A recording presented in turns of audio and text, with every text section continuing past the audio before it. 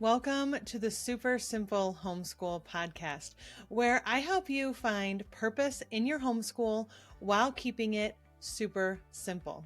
I'm your host, Jenny Hedrick. I'm a homeschool mom to 3, and I'm also a licensed mental health therapist of 20 years. I'm passionate about encouraging and empowering parents to homeschool as a calling, rooting their families in the love of our Lord and Savior, Jesus Christ. For more resources and support, be sure to check out my website at supersimplehomeschool.net. Thanks so much for listening today. For today's episode, I sat down with Lori Beth Auldridge. Lori Beth is the creator and host of the Elevating Motherhood podcast and blog. She's going to share with us today about how she overcomes doubt and fear in her homeschool through what she calls her soft system. I'm so excited for you to learn about it with me. All right. Hi, Lori Beth. Thank you so much for being here with me today. I'm so happy to have you on the podcast. Aloha, Jenny. Thanks for having me. I really appreciate it. Yeah, so I am really terrible at intros. So I would love it if you could just tell my listeners a little bit about who you are and tell us about your podcast and what you do, and just kick us off that way. Sure, I'd love to. Well, first of all, Happy New Year. It's an exciting new Yes, it is. energy. And you are episode 1 of 2025 for my listeners. So Woo, thanks for kicking us off. right. Yes. Yeah, 2025. Is this our year? I guess we'll find out. Well, I am Lori Beth Auldridge. I am talking with you from our new home in North Idaho. We lived on Maui. My husband, Chris, and our 4 children and I lived on Maui for almost 20 years. Wow. And I, now live in the middle of the woods in North Idaho, and I love it. We live in a heavy homeschool community, big family community, like family, faith, freedom, all of this stuff is here. Homeschool is alive and well. I don't even know how to act sometimes. There's so much to do and see here, and it's so majestic, and we love it. And Maui was obviously very majestic, and we loved that as well. And we moved here out of a complete act of obedience, and we have been rewarded ever since. So big changes. And 3 years feels like maybe a long time, maybe not. I actually have more respect for military families and how much they move and what that requires, because entering into year 3 of this transition, I'm still like deer in headlights sometimes. And I still don't know what to do with our shoes or where to put our jackets in the wintertime. Like it's so many things that were deeply ingrained in us from living in Hawaii. So we're happy to be here. My husband is in real estate, and we're also in construction. All things home, we like to say, home birthing, homesteading, homeschooling, home finding, home improvements. Like we love helping people in their homes for sure. Love that. My podcast is called the Elevating Motherhood Podcast. I have been doing it for 5 years. The whole goal of the podcast is to encourage moms, provide them with fresh perspective that can help them find peace and confidence in their motherhood, and then also resource them too. We are moms. I get told so many times, like niche down, talk about one thing. Well, I feel like I can't, because as moms, we are tasked with finding resources for everything. I've got a kid with a small palate that needs expanding. Now I have to become a palate expanding expert, right? I've got animals. I have to become an animal expert. I'm a homeschooler. I've got to figure that out. We have so many roles, so many hats, and we need so many different resources. So why not find them together? So that's the whole point of the Elevating Motherhood podcast. And I did take a little bit of a break in the transition. It was kind of a wild transition for us, but 2025 is the year that we are absolutely back in action with a podcast a week. And I am super stoked about that. And I was so stoked to have you on the show as well.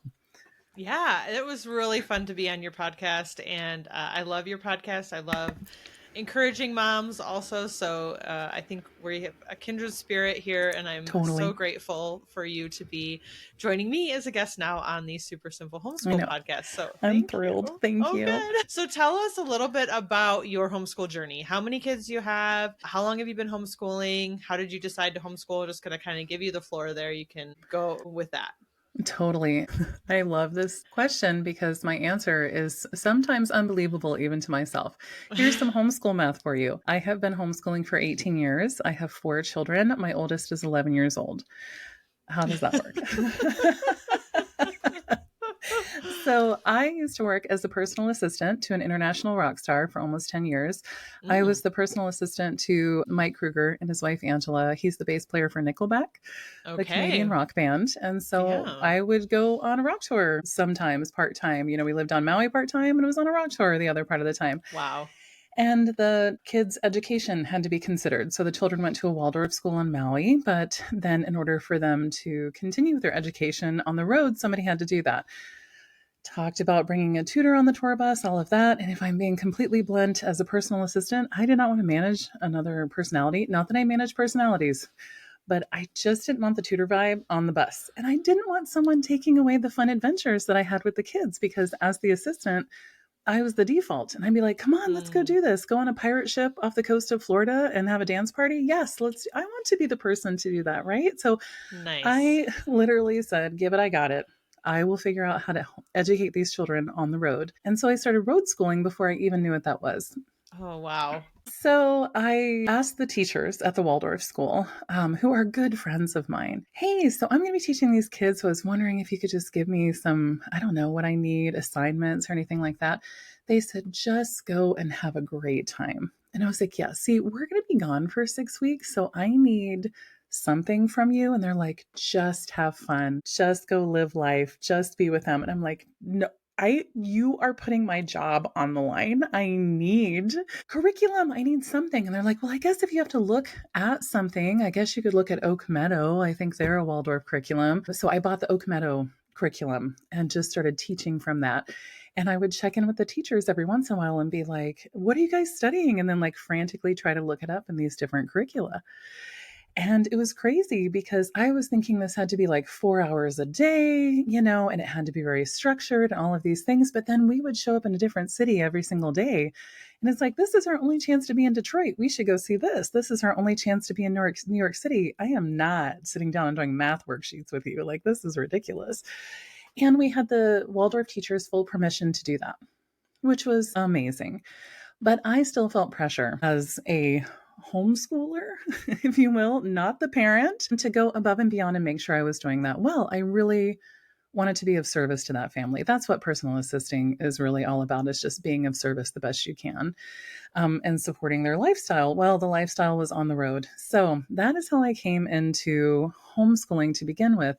And it was on the European leg of their biggest tour that I decided that I was going to start homeschooling my own kids. I didn't Wow. have kids yet. I didn't even have a fiance yet. So I But you was, knew.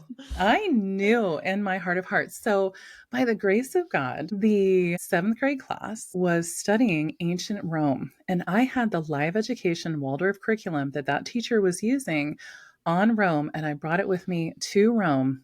And I was staying in Mm, this 5-star hotel in Rome, right? And I'm flipping through this curriculum trying to figure out what to teach them. And it became so blaringly obvious to me. There is nothing in this book that I could teach him or show him that he is not learning just by being in Rome and going on all these private tours. I mean, wow. yes, granted, we're not all, we don't all have rock star treatment. And yet, I made that connection anyway. So we were standing on the stage of the Colosseum in Rome, and I just went, that's it. When I get married and have my own kids, I'm going to homeschool. This is what real education is all about. There is Mm. nothing I could read about the Colosseum that is more powerful than standing here in this moment. So I went back to Maui and I told my then boyfriend, now husband, that when we got married and had children, we were going to homeschool. And he said, that sounds great. He asked me to marry him 6 weeks later on 12/12/12. We got married 4 months later, Nice. however many months after that. We had our first daughter and we have been basically homeschooling ever since. So that is my 18-year journey. And the moment that I realized, it was looking at the curriculum in the space I was in and realizing the book was just so one-sided. It was so flat Mm, compared hmm. to eating the pasta and listening to the language and the music and putting your hands in these fountains and stepping on these stones, in the forums and going into the catacombs. And you're just, I mean, wow, is all I have to say. Homeschool for the win. Nice. Oh, wow. That's an amazing story. I did not know that about you. That's awesome. I love that. I love that. So you decided to homeschool way before kids. Yeah. And I'm guessing that even so, when you started homeschooling your own kids, that you started dealing with some of the very common fears, doubts, worries, all of that with your own children? I'm Because nodding you like dealt with crazy. it. Yes. Yes, yes. Because you dealt with it with the other kids who were not your kids. So I'm guessing it was even more profound once you had your own. Totally. Especially when I decided to approach it using more of a Waldorf education philosophy. So, Mm, on some level, that was easier because it is so quote unquote alternative. sure. They don't really start teaching reading until the third grade. I mean, Mm-hmm. there's a lot of prep work up to that, but there's not the pressure or anything. And then I watched multiple classes go from like zero to Harry Potter overnight once their brains were Oh, developed and they sure. had all the physical, emotional, and mental capacity to learn how to read. They were hungry to read in the best possible way. And so they did, and they read well. And so I was like, well, we start off with preschool and all of that. And I was like, I don't feel the need to do flashcards. And everyone was buying me flashcards. Family members are like, here's some flashcards, here's some preschool workbooks, here's this, here's that. And I'm like, this is just so flat. No, thank you. And so we just kind of lived our life, and it was a little bit whimsical and all the things. And so, because of the Waldorf philosophies, I didn't put a lot of pressure on myself until kindergarten hit. And then it's like, okay, we need to sit down and do these activities. And then I was worried that we were falling behind because I wasn't completing all of the different curriculum suggestions, I call them lesson plans, basically, those Mm-hmm. suggestions at the pace that they were recommending you do it at. And I was like, I, however, was able, because of my education background and my degrees, which you don't need to teach, but I Mm-hmm. will acknowledge that I do have that background coming into curriculum. So I could look at it and pick and choose and say, what is this lesson actually trying to teach? And is there a different way to teach it? And so I started allowing myself to do that. But then I was afraid. I was still working at the time. When I had kids, I had two Mm. kids. I didn't go on tour at that point, but I did have two kids, and I started to worry that I wasn't doing enough, that I was trying to put too much energy into work, not enough into them. I'm reading them books every day. Am I reading them enough books? Are they falling behind? Should I be training them like monkeys to read at 4?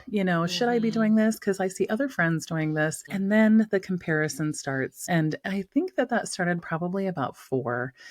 There's a little bit of it in the baby years, but right about 4, when everyone was taking preschool really seriously, I suddenly felt like I wasn't taking it seriously Sure. enough. Yeah. Yeah, I think that does happen. Even when you go in with a mindset of like, it's okay, we're going to be different and that's fine. I mean, I still have this, and it's all of a sudden you look around, you're like, whoa, like, look at what they're doing. We have not even done anything close to that. Mm-hmm. And then you think, man, are we missing something, you know? Then that fear and doubt starts to creep in for sure. Mm-hmm. Totally. And then I have shiny curriculum syndrome, if you will. Oh my I'm like, gosh, ooh, yes. shiny. Ooh, that Mm-hmm. looks good. That looks Mm-hmm. nice. I really like the way they presented this. I really like this one. Maybe we should buy that. And then, as a person who reviews curriculum, I justify it to myself all day long. We need that shiny thing over there. We need that manipulative. I own everything, I swear, by Treasures from Jennifer, and because it's real high quality products. And also, I was real influenced to buy all of these different things. So then I felt like we had to have a lot of stuff in our homeschool. And I'll tell you, going into 2025 here and having a new dollhouse that my husband made for the girls, that's now their fun thing that they're playing with. It's time to put away some of the other toys, some of the other manipulatives, instead of having them out all the time, because now it's just Mm-hmm. kind of garbled and it just feels like we have too much stuff. And yet, after this conversation, I'm probably going to go online and start researching spelling curriculums. One, because we need them, but two, like I really need to make sure that I am not overspending on these things and pumping the brakes and using what it is we have rather than constantly looking for the shiny next new thing that's out there in our homeschool. It's just a thing I have. Is it ADHD? I don't know, but I'm owning the behavior and working on it. Mm-hmm. I know it took me a long time to work through that as well. I feel like I've done a lot better the last couple of years, but my first few years of homeschooling, I mean, I tried so many curriculum, and it really was not really about the curriculum. It was about me feeling comfortable and feeling like I was doing enough, like I was doing the right things. It was really an anxiety response for me. Mm-hmm. Mm-hmm. And this fear response of like, what if what I'm doing isn't the right thing? What if what I'm doing is the wrong curriculum for my kids? Or what if this one's better and I should be doing this one over here? And once I realized what that was really about, I was able to kind of settle down and go, it's not really about the curriculum. We can have a productive, meaningful homeschool experience even without any curriculum. Mm-hmm. And so, talk to me about, I know I'm really excited to hear about your approach to how you deal with doubt and fear and anxiety in the homeschool process. Talk to me a little bit about that and how you've overcome that in your own life. I will say I have gotten to a point of overcoming it, which I'm excited about, right? I don't say that in a braggadocious way at all. I say it as like, let me shine a light over here in this not quite as overwhelmed area, of homeschooling. That's where we want to be. That's where we want to be teaching from, loving from, mothering from, all of that. And it is possible. And there are still going to be moments where we like shut off that flashlight and be like, oh my gosh, we're in the dark again. We have that fear and anxiety. We have these things creeping in. Oh, yes, we have a flashlight. That's right. And so I came up with a soft system that I use myself and have been using for, I guess, about a year and a half now. And it helps so much with the overwhelm. So I was able to sit down and really identify, like you said, just taking time to self-reflect and say, what am I actually worried about? What is this fear about? What is this doubt about? What is this worry about? And when you get to the crux of it all, the real root of it, it's easier to unpack it from that space. So I was able to sit down and take some time to self reflect by myself, uninterrupted. It was like a vacation, and realize that I have an issue with shiny new curriculum and always seeking out something else, and also feeling mega guilty. Oh, my eye twitched just thinking about it. Mega guilty about not using what it is we already have. And so we have all these beautiful curricula sitting on shelves, and I'm not even opening them up. So now I've got guilt that we're not using it, and guilt that I'm looking for new stuff. And so what am I using, right? What am I using? So that's a lot. So I was bringing that to the table. That's the first thing. The second doubt that crept in and does creep in all the time is that I'm not teaching my kids enough. I'm not teaching the right things. I'm not teaching the right subjects. I'm not doing it in the appropriate way. Are they auditory learners? Are they visual learners? Are they what am I meeting their needs? And I felt like they weren't. And so I was losing sight of how much we were learning and realized that I needed to really acknowledge what it was I was doing instead of focusing on maybe sort of woulda, shoulda, coulda, what I wasn't doing, right? The third thing, even as an avid reader and as an avid audiobook listener, I listen to my own audiobooks for grown-ups and then ones with our kids in the car when we drive and road trip and whatnot. And yet I still feel guilty like I'm not reading to them enough. And when they come to me and say, will you read me this book? I'm like, I'm knee deep in dinner. Now I can't just stop right now and read you this book. And they come to me and say, can you read me this book? And I'm like, mommy's working right now. I can when I'm done. And I feel so much guilt in those moments of like, I'm not saying yes enough to books. I'm not saying yes. I'm not sitting down and saying, hey guys, we're going to read now. It's time for reading, even as a homeschool mom, because I've got independent readers now and emerging readers. And so our reading has kind of shifted. I also have the toddler who's just there for it all, So there isn't that. His 3-year-old reading experience is not the same as my firstborn's, reading experience where she got all the time and attention. And so sometimes I compare that, to the firstborn, to the fourthborn and all of that. And that's hard. So books have brought me a lot of anxiety and not saying yes enough. And then connection with kids, I have 4 kids and a husband. That's a lot of people to stay connected with all the time. And we know, if we're being honest about motherhood and marriage and all of that, we don't have these hardcore, awesome connections all the time. Sometimes we have little falling out. Sometimes we've said words in spite or anger or frustration, or we're just not jiving. A kid has a birthday and next thing you know, you're like, what has changed in you? If you have a 7-year-old, they go through the 7-year change and there's a huge divide. The 9-year change, same thing. And Jenny, I have a 7 and a 9-year-old right now. So I have to work extra hard. I have an emerging preteen. I have a preteen. Right? I just can't even say emerging anymore. She's a preteen. This is different, And so I have to maintain those connections. And sometimes if I'm not saying yes to books enough, am I saying yes to connection enough? Am I connected with these kids? Am I connecting first and then teaching or encouraging or correcting or whatever it is they need in that moment? Am I giving them what they need? That's a lot to tackle in one day. So I don't do that. It's too much. It's too much. And so we have to simplify and we have to move forward. Faith without action is fairly fruitless. And we know that. And Now we have to do something about that. We can't just stay stagnant and shut off our flashlight, hide in our corner, and be in the overwhelm. We have to turn the flashlight on and we have to start taking those steps forward. And so that's what we're going to do. One step at a time, one problem at a time, 1 week at a time. So here is my soft system that I use for tackling all of this and not feeling guilty about not doing it all in one day, right? So that's 4 different areas. And so I do one a week. So the very first week of a month, and do not, for the love of all things, do not get hung up on the start date. Yeah. Do you have to start on the first of the month? Do you have to start on the first Sunday? Do you have to start on the first Monday?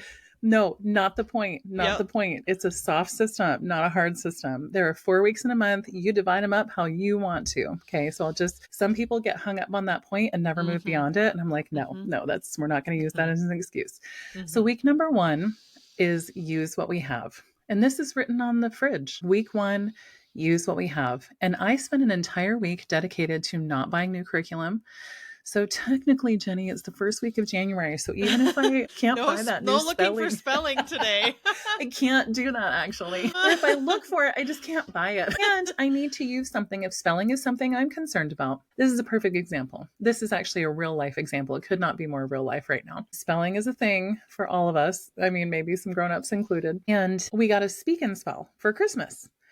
We have that now. Let's use that. Let's have fun with that. Let's just play it. Let's play it in the truck. Let's play it on adventures. Let's play it at the table. Let's play it individually. Let's play the mystery word together.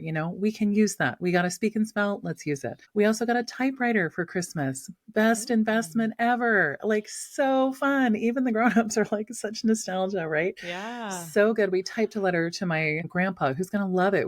He's a funny guy and he loves nostalgia. And we typed a bunch of Christmas jokes into a letter for him. I mean, what a fun connection point, right? And then using what we have, and we're practicing spelling that way. I'm toying with the idea of bringing in spelling tests, but more like spelling games and spelling challenges rather than tests. And I'm going to let them, one at a time, use the typewriter to type it out. How fun is that? Yes. Use what we have. Tell me what I'm going to find online that's more fun than a speak and spell and a typewriter when it comes to spelling. There you go. Yeah, we're going to use what we have. We're going to use what we have. And I'm going to do it very intentionally this week. There's only a few more days left in the week. Doesn't matter what day I start as long as I'm tackling it. And then once that's done and week 2 comes, whenever I decide that starts, whenever it works for me, then I put that to the side and I'm not going to keep thinking about spelling or whatever, finding new curriculum for stuff. I'm not going to be tempted by shiny new things. Week 2 is count it all learning. It's kind of like count it all joy. It's my philosophy in life and also in homeschool. When things go awry and things don't seem all that awesome, there's actually so much to be learned in that moment. Count it all joy. It's saying, even the hard times, count it as joy. Joy to me is learning and growing and being very present in life. So joy and learning are interchangeable to me. And I think that they can be as a perspective and a mentality and approach to homeschool. Joy and learning are the same thing. So week 2 is count it all learning. So instead of beating myself up, are we behind? Am I doing enough? Am I teaching the right things? Week 2 is all about writing everything down to an obnoxious level. We read this book. We listened to a chapter of this audiobook. We baked a cake together. We made dinner together. We went on a field trip to Farragut State Park. We went ice skating. We did music lessons. The kids practiced. And all of a sudden, everything starts to add up. Nice. Now, what am I going to do? Argue with my list? You're not teaching anything. What? Here's my list. Yeah. You're not going to argue with yourself. And all you're doing is writing it down and you're counting it all learning. So you're looking at everything your kids do. Is there something that they're learning in this moment? Or is there true stagnation? I mean, the only way you can really make peace with that is to take some time and reflect and say, is this actual learning? Or is this us just literally sitting around and rotting our brains, like watching too much television or something like that? Do an honest evaluation. That's how you're going to find peace with it. So week 2, count it all learning. Week 1, use what we have. Week 2, count it all learning. Week 3, books for them, books for me. It's books all week long.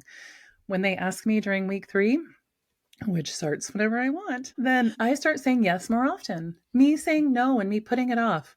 Can I turn the food down to a simmer and read a quick picture book? Can I do that? Maybe yes, during week 3. Am I reading enough for me, like self-development wise? Like I want to read a book about the anxious generation. I want to Mm-hmm. read Home Sweet Maison. Am I adding these things to my list, or am I only reading books that I'm supposed to be, quote unquote, supposed to be for homeschool or the podcast, right? Am I actually reading for me? And then this is the week that we do that. And it's so good. It's so good. So I don't have to feel guilty because now I've spent a week focusing on books. And in that focusing on those books, we start an audiobook that then carries us into the next week too. I Nice. start an audiobook that gets me on the treadmill.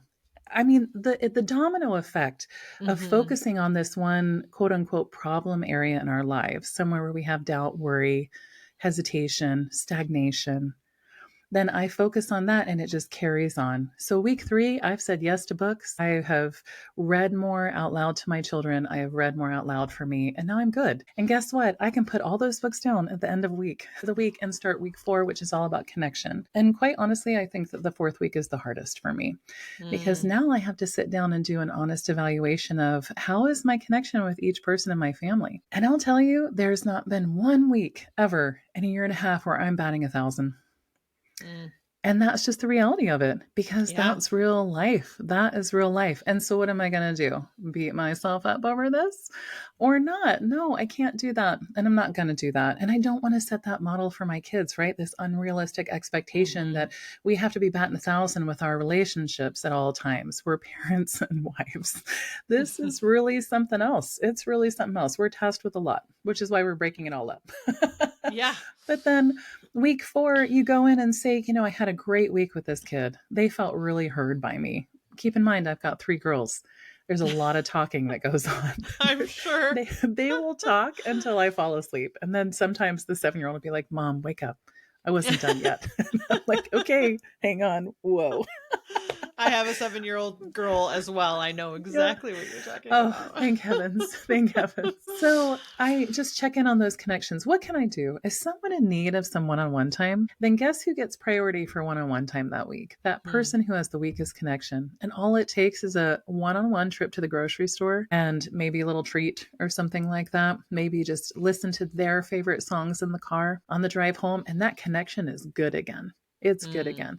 And so usually by the end of week 4, you're getting pretty close to batting 1,000, but you have made big efforts. You have seen what needs attention and you have paid attention to it, not just with words, not just with listening, but with action too. What is each person's love language?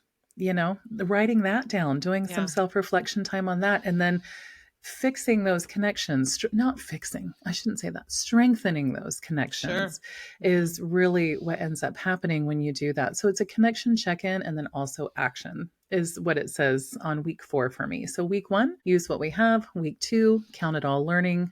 Week 3, books, books, books for them and me. And week 4, connection, check in, and action. And when I do that, the guilt and worry and doubt, when it tries to keep in, it's so easy to see that those are lies from the enemy because I'm showing up and doing the work. I'm showing up in Mm. faith.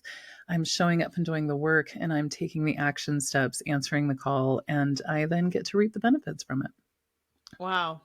Wow. I love all of that. You said there's so much there and it's so great. And when you were talking, it made me think about when we talked last time. I shared with you that we had recently started a family Sabbath habit. Yes. Yes. And when I started doing that, right, it was like Sabbath was a day to focus on certain things, like putting our phones down, like reading books more, connecting together. But what happened was, as we started focusing on that really intentionally on Sabbath, it bled into the rest of the week. Right. Like Mm-hmm. suddenly I'm reading more in general. I'm putting my phone down more in general. Right. And it starts to bleed over. And so when you were talking, I was thinking about how even though there's just one week for that to be the focus, how I can see, like you said, that domino effect of how now it Mm-hmm. starts to spill over into the other weeks. And now it starts to have a snowball effect where now more things are also going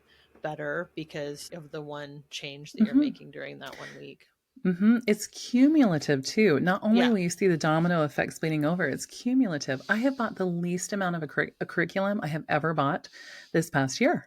And if Nice. you knew me better, you'd be like, dang girl, good for you. Like that's unheard of. I felt like I was just spending more and more and more each year. Mm. I'm able to analyze almost every situation we're in is like, this is wonderful. This is epic. We just went to go see the bald eagles fishing off of Lake Pend Oreille yesterday as a family. And it was just so much learning that was happening in that moment where I could have just written it off as a cute little fun side adventure. I was able to see everything that they were learning and acknowledge that and hold on to that.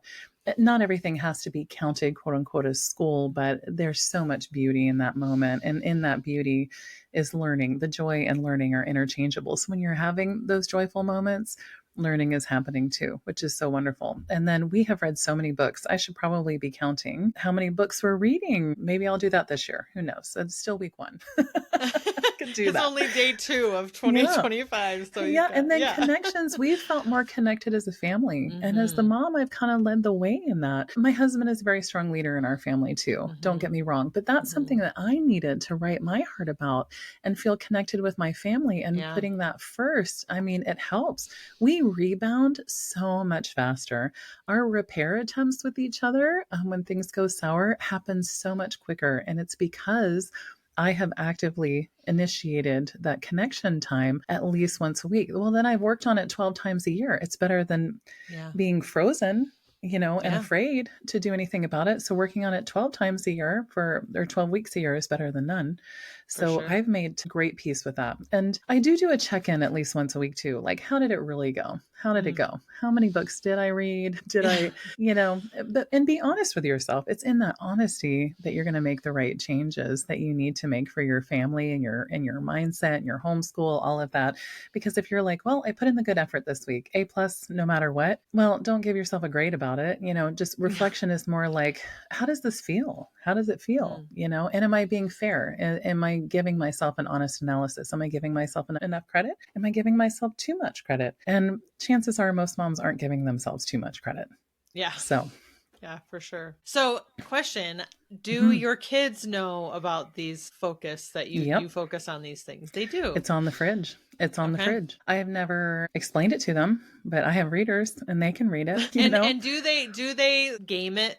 You know what I mean? Like, do they ask for more books in book week, and do they, No, play it off of it at all? No. not that I know of, but I have 4 kids and the kitchen's pretty busy. If they're looking at that and being like, should I, could I? I mean, why not too? What if we went to the library once a week on the third week, or like Yeah. not once a week, once a month during the third week? Maybe we could do that. They've been asking, so why not? Are they gaming it?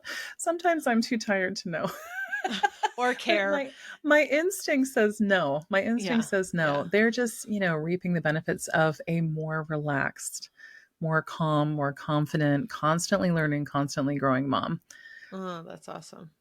That's awesome. Mhm. And so, like, walk me through this scenario, because I told you before we got on, I was talking to some brand new homeschool families this week, and still that constant fear of, I'm not doing enough, am I doing the right things, am I not doing enough, that's like the underlining anxiety, Mhm. especially when you have like a child who's maybe a little bit more challenging. Like, one of my kids doesn't want to ever do school, and we're constantly fighting, and I feel like this system that you've described could Mhm. address all of those things, Mhm. in a certain way. But how do you move past that when in the moment, like, you're fearful, you're worried, I'm not doing enough? Sure. How do you do that? How do you deal with that Sure. in the moment?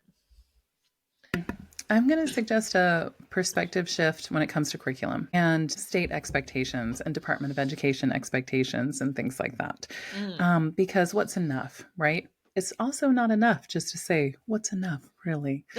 What's on track, really? Yes, it helps start the questioning, and we need to be able to do something with that information. So if that is a worry that you're not doing enough, you could easily write count it all learning and really analyze Mm-hmm. all of that. Or you can do a curriculum analysis. You can write down child development as your week one. I need to learn more about what is developmentally appropriate at Mm. my child's age this week. And now you are tasked with researching 7-year-olds. What are 7-year-olds learning in schools? What are they not? What is the curriculum that you chose? Flip through the entire thing. What are the topics they're bringing up? Nouns, verbs, Can you do Mad Libs with those? Hmm. Can you watch Homeschool Pop on YouTube when it comes to nouns and verbs? Can Mm-hmm. you make up a game? Can you start researching these different things on Pinterest? Parts of speech games, for things like that. So, what's enough really? Is it we're worried we're falling behind because, like me, when I first opened up curriculum and was like, oh, I'm not keeping up with the pace. Is it the pace that's making me feel behind? Well, then pacing, have a pacing week if that's if and Mm-hmm. have that be one of your weeks. I'm worried about our pace. Okay, once a month for an entire week you're going to work on your pace, and you're going to work on finding your family's pace and what feels good to you, because what you're feeling is discomfort, and it's a sign that something needs to change, and you're going to have to make peace with it. So find the pace that works for your family, not the pace that's set out for you by a state Department of Education or a Mm. curriculum or anything like that. And one way to do that is to analyze the curriculum and really see, what do they want my kid to learn this week, or what concepts do they hope that I will introduce to them, and then find creative ways to do that. So if you have a kid who doesn't want to sit down at the table, you have tableless week. Mm-hmm. Tableless week. Okay. And Mm. now you figure out how to creatively, and again, this isn't a chore. This is meant to be fun. Yeah. Of like, what kind of challenges, how can we learn this not at the table? And it can even be a game. Oh, sorry, we're not sitting down at the table this week. You can't sit Yeah. down for homeschool. We have to be standing up. It's crazy, you know? And you Yeah. might find that they're like, actually, I want to sit down. Actually, I want to Mm. paint. Start doing things that require sitting, like painting, like craft projects, like playing a board game. And Mm. suddenly it changes their mind about what sitting at the table means, you know? Yeah.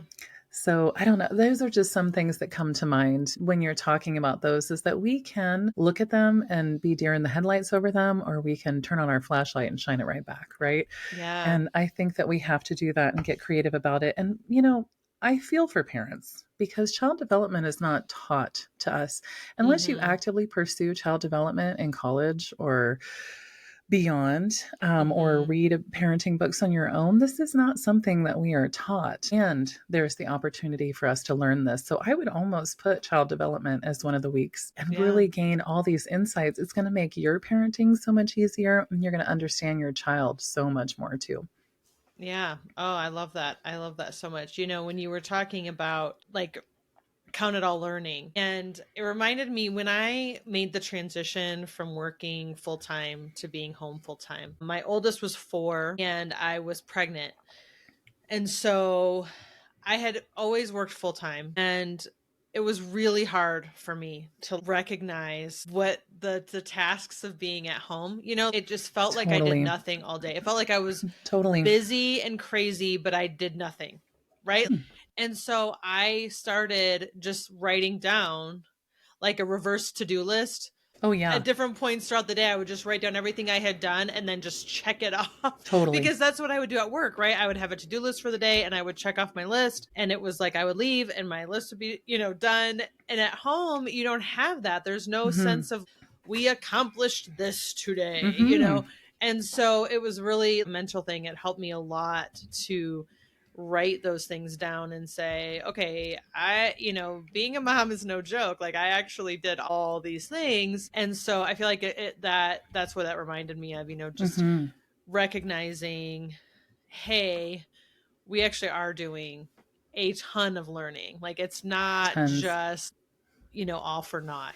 Actually all of these things are opportunities for growth and learning and education. And Mm-hmm. it is a mindset shift for sure. Julie Bogart calls that plan from behind. When you Yes. write down things that have already happened, basically, or like as you're learning it, I do that all the time. I will Yeah. write some things down like the day before, even the morning of. And Mhm. I'm not a Mhm. failure for writing it down the morning of or writing it down after the fact. Yeah. I just want to put that out there too. It doesn't Yeah. matter. It's amazing that we wrote it down. You're also not a Right. failure if you didn't write it down, but I just recommend you do it for record keeping purposes. And then Yeah. also to really show yourself how much you're accomplishing. When I think about that, I have struggled with that over the years, especially as a person who technically works. Am I a trad wife? Ugh, I can't stand that word. Am I like a work from home mom? What am I? It doesn't matter. I'm the It creator doesn't. of the home, really.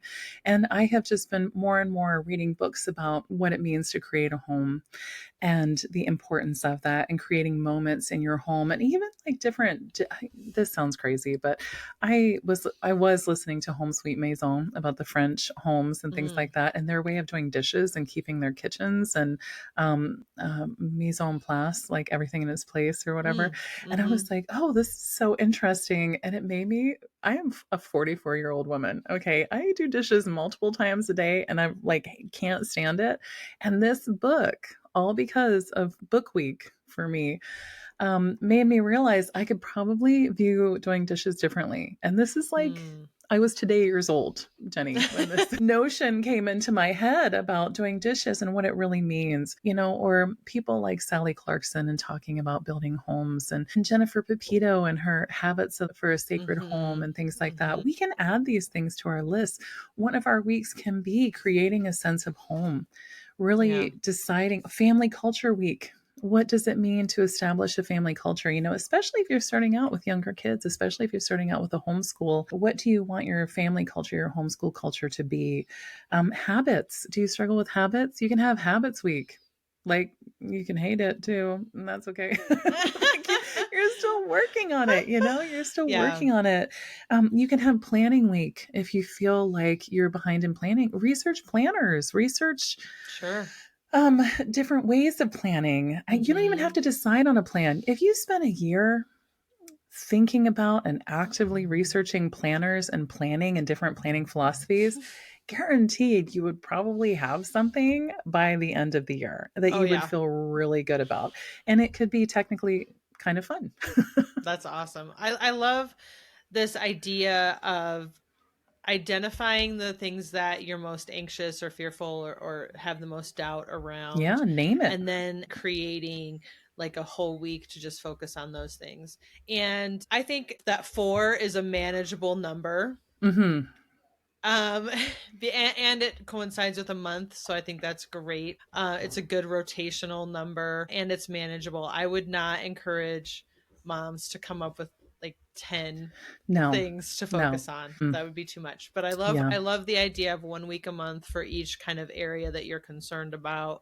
And I do think that the areas you chose resonate with a lot of homeschool moms. A lot. Mm-hmm. I know they resonate with me. So, Yeah, it's something I also, I meet with businesswomen once a year, Christian businesswomen once a year, and I had went over this soft system with them, and it even applied to all of these oh, different areas of their yeah. businesses as well. They're like, yeah, I need to use what it is I have. I need to count it all learning and realize how I'm learning and growing. I could probably read more, and then I definitely need to work on connections. So, yeah, I would say it's fairly universal, which I'm grateful for. Right. I'm Yeah. so grateful that God has shown me that and really said, hey, shine a light on these areas because I think that a lot of us are struggling with it. And I mean, the proof is in the pudding. Anyone that I've ever introduced this to, they're just like, oh, thank heavens. I want Mm. to work on myself. I want to work on this. I just don't want to do it at a breakneck pace. You'll notice that not one time during this entire conversation did I say, okay, you're going to work on it 7 days a week. And that's the only thing that counts. I didn't say you're going to have a solid answer by the end of that week. I'm just going to say you're going to work on it so that you are Mm. taking those steps forward. That's it. All of the learning, all of the growth is going to happen while you're taking the actions. Yeah. And I have no final answer for you. There is no, test answer that's the right one. It's tailored to you, and that's the beautiful part about it. And we can just give ourselves some breathing space and some time and some grace to just, acknowledge and grow and learn and stretch. And like, man, it's such a good example for our family too. And then you'll start to feel that stress and anxiety and worry be replaced by faith and action. And it's just so good. I love it. Well, thank you so much, man. That I'm gonna try it. I'm gonna try it. This is a great Yay. time to implement something new at the beginning of the Good. year, and everybody just feels like motivated and energized for new transitions and new years. So I'm excited about that. And I so appreciate you sharing that with my listeners today. I hope that reaches a lot of moms who need to hear that and want to try that in their own life as well. Me too. So good, Okay. Jenny. Yes, Oh, so thanks for good. doing We the good are out work. of time, but I am so thankful for you and appreciate you being here with us today. And is there anything else you want to say, or how can my listeners connect with you or connect with what you're doing? Sure. You can find the Elevating Motherhood podcast wherever you like to listen to podcasts. Apple and Spotify are my two favorites for sure. And then the website is elevatingmotherhood.com. And then I'm most active on Instagram. And that Instagram account is at LoriBethAuldridge.com. And I would love it if moms have questions about the SOF system or homeschool or need a resource on their motherhood journey. I am happy to seek those out. So I really Awesome. Thank appreciate you, you so Jenny. much, Thank Lori you. Beth. I appreciate you too. And I will put all of your links in the show notes so that if anybody has questions or wants to chat with you or find you further, they can do that. Thank you again for being with us today. Thanks, Jenny. Thanks for listening to this episode of the Super Simple Homeschool Podcast. Remember, homeschooling isn't easy, but it can be simple. If you enjoyed today's episode, please share it with a friend, follow, or write a review. Those things really help other listeners find our podcast. I'll see you in the next episode.